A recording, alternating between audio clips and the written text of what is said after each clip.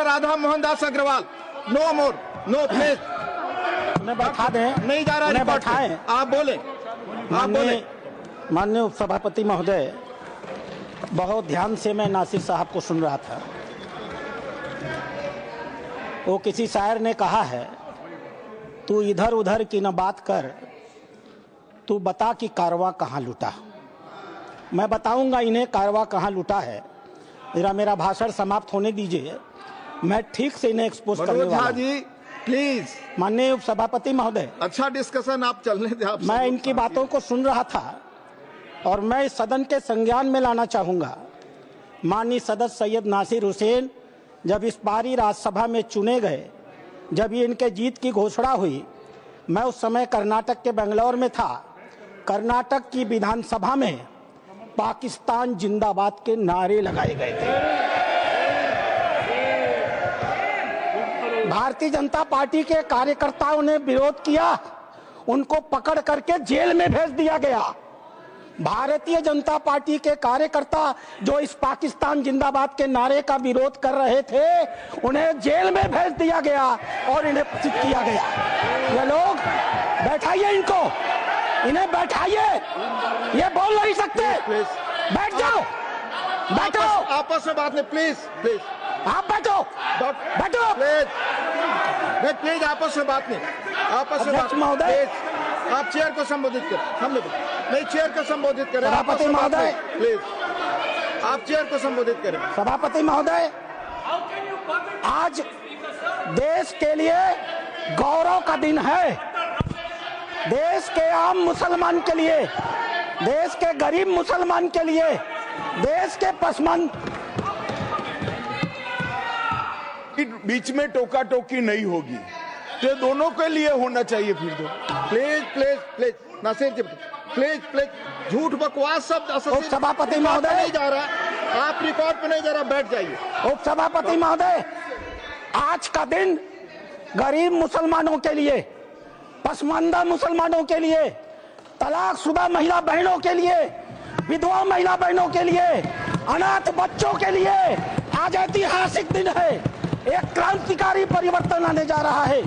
पूरी की पूरी इस गरीब समाज, मुस्लिम समाज की आर्थिक और सामाजिक व्यवस्था में यह वक्फ अधिनियम क्रांतिकारी परिवर्तन लाने जा रहा है। मैं आभारी हूं माननीय मोदी जी का, जिन्होंने इस महान विधेयक को इस सदन में लाने का काम किया। अध्यक्ष उपसभापति महोदय, हम हिंदू हैं, हम लगातार अपने समाज में परिवर्तन की बात करते हैं।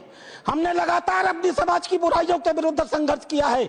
इतिहास पर गवाह है, हमारे यहाँ सती प्रथा होती थी, हमने सती प्रथा निषेध अधिनियम लाया।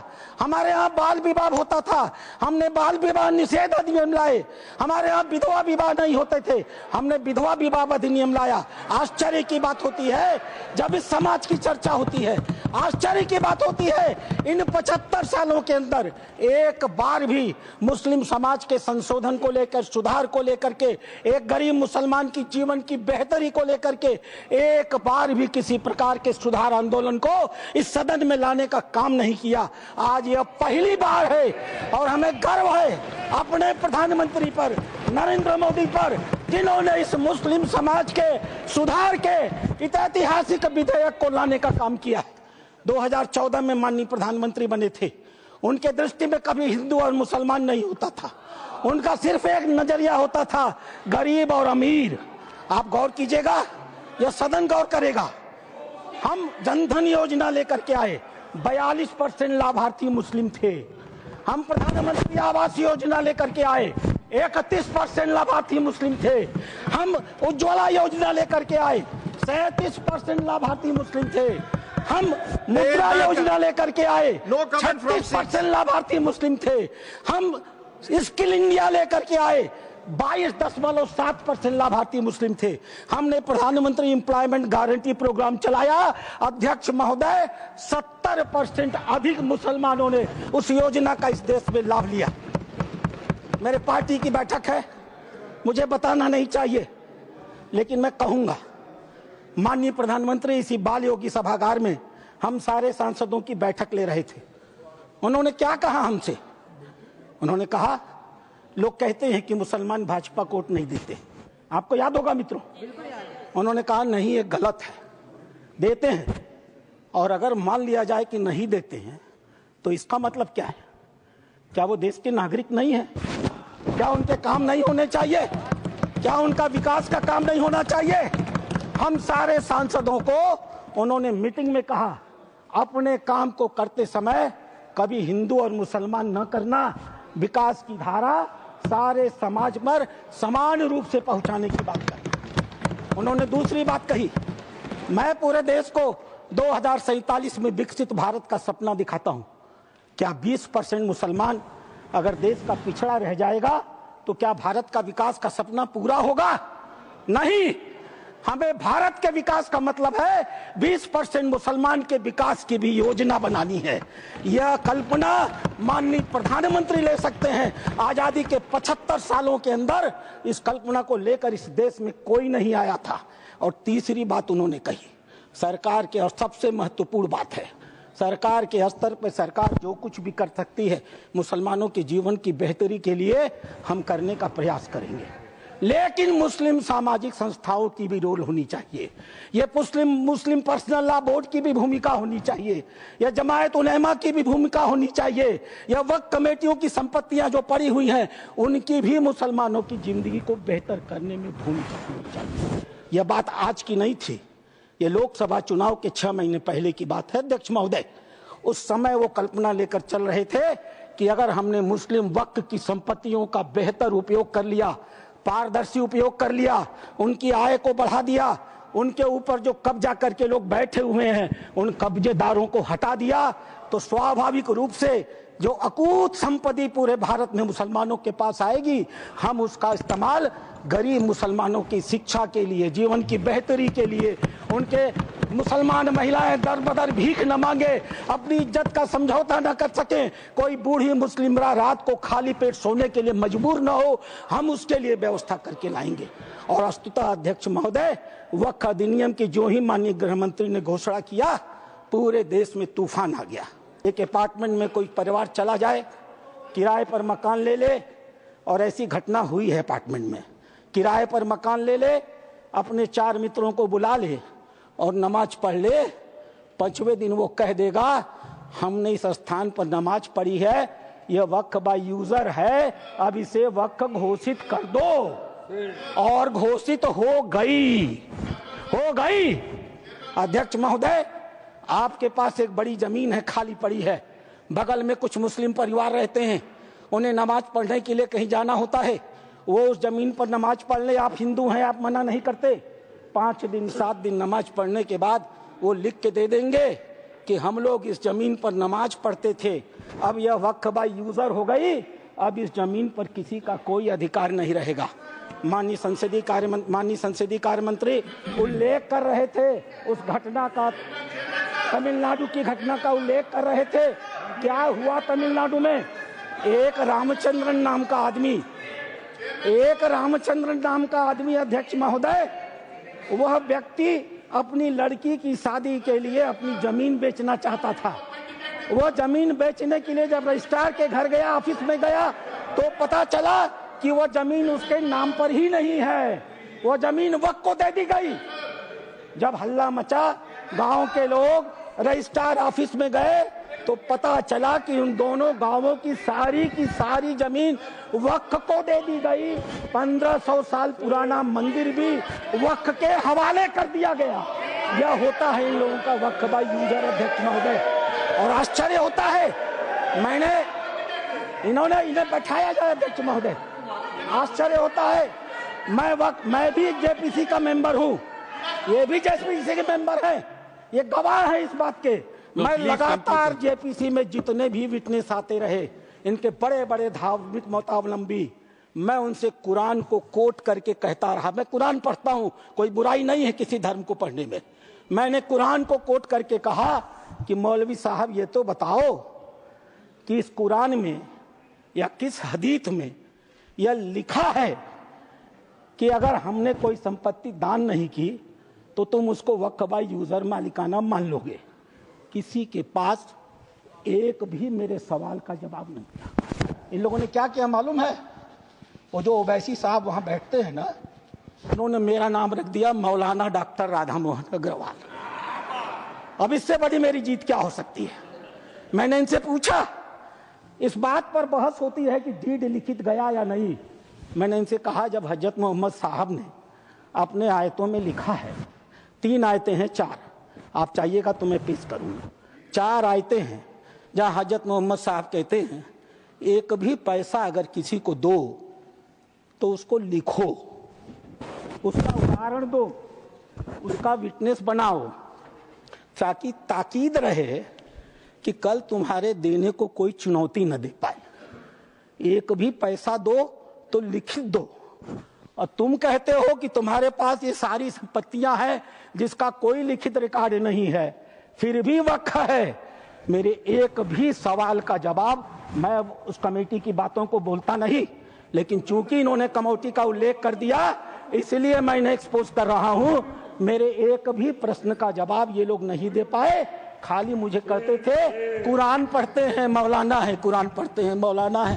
अरे कुरान मैं पढ़ता हूं, तुम तो मुसलमान हो, बचपन से पढ़ते हो ना। मैं पढ़ूं और बताऊं कुरान में क्या लिखा है? मार हो जाएगी, मार। ये हिंदू की भलमनसाहत है जो कुरान पढ़ के तुम्हें बताता नहीं है। अध्यक्ष महोदय, दूसरी चीज, अध्यक्ष महोदय, दूसरी चीज, सरकार इनकी थी, इन्होंने वक्फ को अभय दान दे दिया। और क्या नारा दिया?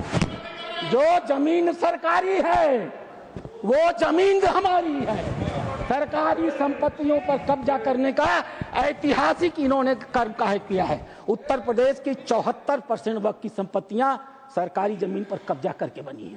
तेलंगाना में 50% की संपत्तियां सरकारी जमीन पर कब्जा करके बनी है। पूरा अभयदान इनको मिला था अध्यक्ष महोदय, और उसका फल क्या हुआ? 2006 में सच्चर कमेटी की रिपोर्ट आई। सच्चर कमेटी ने कहा 4,50,000 संपत्ति है और 6 लाख एकड़ जमीन है। आज 2024 में 8,72,000 संपत्ति है और 37,94,000 एकड़ जमीन है। 2006 से 2023 6 लाख एकड़ से बढ़ करके 37,94,000 एकड़ जमीन इनकी हो गई। इन्हें बताना तो पड़ेगा सभापति महोदय कि आखिर 31 लाख अतिरिक्त जमीन इन्होंने पाई से कहां से है। इन्हें उसका उदाहरण देना पड़ेगा। अध्यक्ष महोदय, जितना ये कांग्रेस के पहले वक्ता रहे हैं, जितना समय ये बोले हैं, मैं भी उतना ही समय बोलने वाला हूं। यह मेरा अधिकार है सभापति महोदय। मैं एक बात कहना चाहूंगा अध्यक्ष महोदय, इन्होंने चर्चा किया कर्नाटक के हैं, ये मेरे पास कहां गए? Please conclude sir. अध्यक्ष महोदय, मेरे पास ये रिपोर्ट है। यहां बोलने के पहले मैंने इस रिपोर्ट को ऑथेंटिकेट किया है। माननीय उपराष्ट्रपति महोदय के पास इसको लिख करके भेजा है। ये सांसद महोदय कर्नाटक के हैं, पाकिस्तान जिंदा वाले। एक शब्द भी इन्होंने इस रिपोर्ट के बारे में नहीं बोला। यह रिपोर्ट जेपीसी में प्रस्तुत हुई है, और जेपीसी में प्रस्तुत हुई है तो यह ऑफिशियल डॉक्यूमेंट है। यह रिपोर्ट मैं पढ़ूंगा अध्यक्ष महोदय, यह मेरा अधिकार है। मैं आपको बताऊंगा कि कर्नाटक के अंदर किन किन नेताओं ने वक्फ की कितनी कितनी संपत्तियों पर कब्जा कर डाला है। नाम पढ़ता हूं मैं। Kamrul Islam foreign minister, Suryavanshi ex MP, CM Ibrahim ex union minister, Rahman Khan ex union minister, Abdullah Sharif Waqf board official, N A Haris MLA, M A Khalid ex CO, Mumtaz Ahmad Khan chairman, Mohammed Sanaullah IAS, mister Sindhu Giri former minister, M F Pasha IPS, Kaneez Fatima MLA, C K Jaffer Sharief foreign minister. और एक नाम एक नाम अध्यक्ष महोदय, प्लीज कंक्लूड, एक नाम अध्यक्ष महोदय, we will take it from the party सदन time. की मर्यादा में Sir, please conclude, otherwise we have to take it from the party time. मैं कंक्लूड कर रहा हूं। इस सदन की मर्यादा में मैं एक नाम लेने से इनकार करता हूं। वो इस समय सदन में है भी नहीं। नाम क्या है अच्छी तरह से जानते होंगे। अध्यक्ष महोदय, नहीं बोल, अध्यक्ष महोदय, मैं अपनी बातें समाप्त करूंगा। रामधारी सिंह दिनकर की एक कविता के साथ। सीमा पर एक सैनिक मर रहा था, मैं कंक्लूड कर रहा हूं। सीमा पर एक सैनिक मर रहा था, मरते हुए सैनिक से एक कवि ने पूछा, हे वीर बंधुदाई है कौन विपद का, हम दोषी किसको कहें तुम्हारे बद का। मरते हुए सैनिक ने कहा, यह गहन प्रश्न कैसे रहस्य समझाएं, 10-20 बधिक हो तो हम नाम गिनाएं। हर कदम कदम पर खड़ा यहाँ पातक है, हर तरफ लगाए घात बड़ा घातक है। देवता सदस्य दिखता है, पर कमरे में वह गलत हुक्म लिखता है। जिस पापी को गुण नहीं गोत्र प्यारा है, समझो उसने ही हमें आज मारा है। जो सत्य जानकर भी न सत्य कहता है, या किसी लोभ के विवश चुप रहता है, उस कुटिल राजतंत्री करदय को धिक है। वह मूक सत्यहंता कम नहीं बधिक है। चोरों के जो हितु ठगों के बल हैं, जिनके प्रताप से पलते पाप सकल हैं। जो छल प्रपंच सबको प्रश्रय देता है, या चाटुकार जन की सेवा लेता है, यह पाप उन्हीं का हमको सर मार प्लीज गया कंक्लूड है। सर। भारत अपने ही घर में हार गया है। क्या मजाक है बताइए आप, ये डेमोक्रेसी है? नॉमिनेट भी स्टेट गवर्नमेंट करेगी, वो अगर डिक्टेटर बन जाएगा जैसा आज भारत में हो रहा है, तो वो भी नहीं हटेगा। कम से कम यहां पर तो इलेक्शन है, वहां पर तो आप 5 साल झेलते रहो उसको। अच्छा सर, अब ये जो क्लॉज 11 और क्लॉज 9 आप 16AA से देखिए, where the qualification of the members of the board has been limited only to 3 categories contained in 14(1)(c). Intention is very clear that the majority is to be packed with non-Muslims. So who will defend my interests, sir? If I cannot depend on the state work board, central work council, which are going to comprise non-Muslims, this in itself is a clear violation of Article 26, 14 and 15, sir. अच्छा sir, CO पहले 95 act में था कि word मुस्लिम, आपने गायब कर दिया उसको। अरे आखिर क्यों इतनी नफरत है आपके लफ्ज मुसलमान से? अच्छा फिर क्या कह रहे हैं आप कि ये भी आर्टिकल 26 का वायलेशन है। सब जितने हिंदू धर्म के प्रॉपर्टीज हैं, सिख धर्म के हैं, बौद्ध के हैं और आपके जैन के, वहां पर उन्हीं के मजहब का ऑफिसर होगा। और कहां पर नहीं होगा? वक्फ बोर्ड में।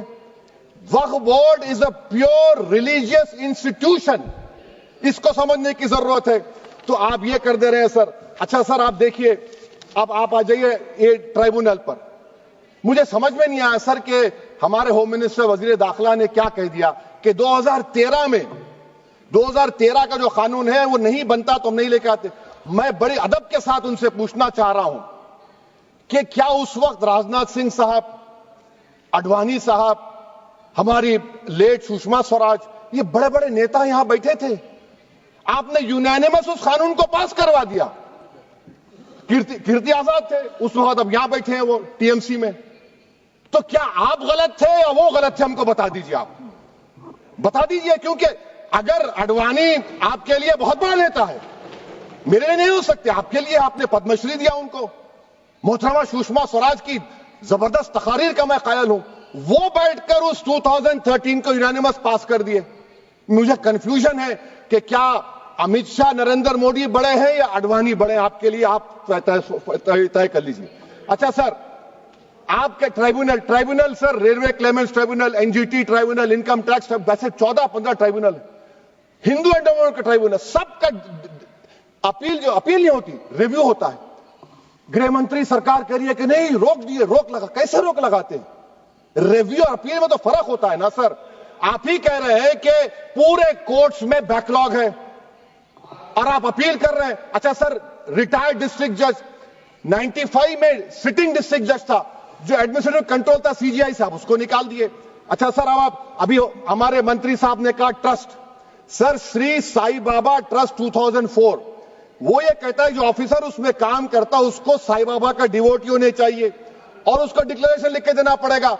यहां पर हो रहा तो यहां पर क्यों नहीं हो रहा? अच्छा सर, आप फिर देख लीजिए, ये आपका हो गया सर। हाँ, अब अमित शाह साहब ने सेक्शन 2A के बारे में कहा और उन्हें इस बात का इकरार कर लिया कि दाऊदी बोहरा के लिए यह बनाया गया है। मगर मैं आपके जरिए से गवर्नमेंट से पूछना चाह रहा हूं, आपने तो उस प्रोवाइजो में दाऊदी बोहरा का नाम ही नहीं लिखा, आपने उनको भी थैंक यू कर दिया, उनका नाम क्यों नहीं लिखा आपने? और सर, और गवर्नमेंट क्या कर रही है? आप मुस्लिम समाज में जो बेकार किस्म के लोग हैं उनको एक रास्ता बना रहे हैं, एग्जिट दिखा रहे हैं कि तुम्हें वक्त से बचना है तो तुम्हें ट्रस्ट बना लो। ये क्या कर रहे हैं सर आप? कम से कम उन दाऊदी बोहरा को आप दे देते। अच्छा sir, clause 3V section 36 clause 18 देख लीजिए। Oral waqf, oral appointment has sought to be discontinued even though it is recognized practice in Islam. Muslim personal law has recognized oral waqf and 1937 Shariat Application Act. Sir, आप clause 39 पर आ जाइए। 5 साल के लिए मुसलमान। मैं किरण रिजिजू से पूछना चाहता हूं, सर दाढ़ी रखे तो मुसलमान प्रैक्टिसिंग है या क्लीन शेव आपकी तरह है? तो बताइए हमको, प्रैक्टिसिंग क्या होगा? अच्छा, किसी को पकड़ के मॉब लिंच कर दिया और बोले कि JSR का नारा लगाया, और वो JSR का नारा लगाया तो क्या मुसलमान रहेगा? नहीं रहेगा। या फिर देश के प्रधानमंत्री ने कहा था कपड़े देखकर पहचानो, तो क्या कपड़े देखकर आप कह देंगे? अच्छा, अगर कोई क्रिश्चियन हिंदू धर्म कबूल करता है तो क्या वो मंदिर को नहीं दे सकता प्रॉपर्टी? फिर भारत के संविधान में आर्टिकल 300 क्यों है सर? राइट टू इक्वालिटी क्यों है? फ्रीडम ऑफ रिलीजन क्यों है? 5 साल कहां से लाएंगे? अच्छा सर, और एक चीज सर, और एक चीज मैं आपको बोल के खत्म कर दूंगा सर। इस बिल में वक्फ औलाद का सर, इसमें आप देखिए clause 432, the creation of waqf al-awlad shall not result in denial of inherent rights to heirs, including women heirs or the waqif or any other right of person. Sir, ये article 25 का violation है, शरीयत application act 37 का violation, article 300A का violation है। अच्छा, हिंदू धर्म में सेल्फ एक्वायर्ड प्रॉपर्टी को एक हिंदू, अब उसके फर्ज के 2 बच्चे हैं, वो एक को अपनी पूरी दौलत दे सकता है, कोई रोक टोक नहीं है। वो कहेगा नहीं मैं घर के बच्चों को नहीं दूंगा, मोहल्ले के गरीब को दे दूंगा, वो भी कोई रोक टोक नहीं है। वहां पर आपको बच्चों की फिक्र नहीं है। जब मैं अपनी प्रॉपर्टी को अल्लाह को मालिक बनाकर दे रहा हूं, आप कह रहे बच्चों की फिक्र नहीं है। इतनी मोहब्बत आप बिल्किस बानो से दिखा देते तो आपके लिए दुआएं देती आपके लिए। तो सर, आप दूसरी बात आप देख लीजिए सर, आखिरी बात कहकर मैं अपनी बात को मुकम्मल कर रहा हूं सर। नहीं मुकम्मल कर रहा हूं, स्पीकर साहब बहुत टाइम दे दिए। सर आप देखिए, इसमें अमित शाह साहब बोले कि इतनी प्रॉपर्टीज का कब्जा हुआ, चोरी हुई, ये हुआ। सर, क्लॉज 2652A सेक्शन, अगर कोई प्रॉपर्टी बेचता है, 2 साल की सजा थी, आपने क्या कर दिया? उसको 6 महीने कर दिया। नॉन बेलेबल था, आपने बेलेबल कर दिया। सेक्शन 40 की बात करते हैं। सेक्शन 40 में सर हमको जो ज्वाइंट वर्किंग कमेटी का जो नोट्स दिए, उसमें मिनिस्ट्री ऑफ माइनॉरिटी अफेयर्स ने कहा कि 30 साल में 515 केसेस सेक्शन 40 के, और सिर्फ 8 लोग कोर्ट को गए। वक्फ यूजर का कानून तेलंगाना आंध्रा में है, सेक्शन 40 का कानून तमिलनाडु 63 है, आंध्र प्रदेश में 43 है। और सर आप डायरेक्शन दे रहे हैं। अच्छा, क्लॉज 4218B देखिए सर, आप रूल बना रहे हैं, कोऑपरेटिव फेडरलिज्म के खिलाफ है, इतना रूल बना रहे हैं। और आखिर में सर मैं आपको बताना चाह रहा हूं स्पीकर साहब, ये बिल का मकसद सिर्फ मुसलमानों को जलील और रुस्वा करना है, मुसलमानों को दूसरे दर्जे का शहरी बनाने का इनका मकसद है। सर अगर आप हिस्ट्री को पढ़ेंगे तो महात्मा गांधी उस वक्त के व्हाइट अफ्रीका में सफेद फार्म अफ्रीका के कानून को महात्मा गांधी ने कहा था कि ये मेरा कॉन्शियंस इसको मानता नहीं है, मैं इस कानून को कबूल नहीं करता हूं। तो महात्मा गांधी ने क्या किया? उन्होंने उस कानून को फाड़ दिया। तो मैं गांधी की तरह इस कानून को फाड़ता हूं। ये अनकॉन्स्टिट्यूशनल है सर। इस देश में झगड़े पैदा करने का काम बीजेपी करना चाहती है मस्जिद और मंदिर के नाम पर, इसीलिए मैं इसका कंडेम करता हूं। और मैं आपसे गुजारिश करता हूं कि मैंने अपने 10 अमेंडमेंट दी है, आप इसको कबूल करिए सर, मुझे बोलने का मौका दीजिए और उस पर डिवीजन का मैं डिमांड भी करूंगा। Thank you sir.